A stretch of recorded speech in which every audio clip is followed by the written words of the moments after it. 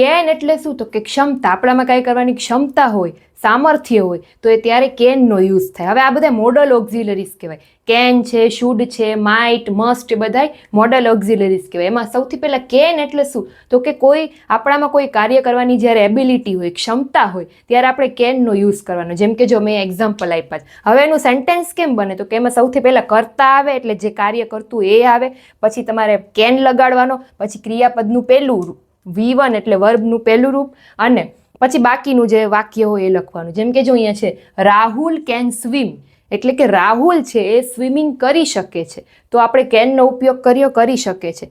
I can speak English, હું English બોલી શકું છું. આપણે કોઈ કાર્ય કરી શકતા હોઈએ ત્યારે આપણે કેનનો ઉપયોગ થાય છે. Rahul can swim, I can speak English. પછી જ્યારે આપણે કોઈ કાર્ય કરવા માટે સક્ષમ નથી ત્યારે આપણે કેન નોટનો ઉપયોગ કરી શકીએ. જેમ કે Ram can not drive, Ram છે એ ડ્રાઈવ કરી શકતો નથી, એટલે આપણે કેન નોટનો ઉપયોગ કર્યો.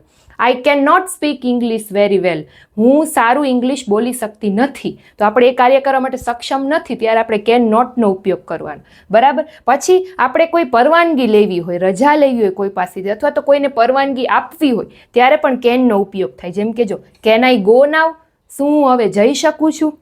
પછી આપણે કોઈને પરવાનગી આપી, યસ યુ કેન ગો, હા તમે જઈ શકો છો. એટલે પરવાનગી આપવા માટે ને પરવાનગી લેવા માટે બંને માટે પણ કેનનો ઉપયોગ થાય. સમજાણું કેનનો ક્યારે ક્યારે ઉપયોગ થાય અને કેવી રીતે એનું સેન્ટેન્સ બનાવવાનું. આ હતો કેનનો ઉપયોગ. ત્યાર પછી નેક્સ્ટમાં આપણે શુડનો ઉપયોગ શીખીશું. Thank you.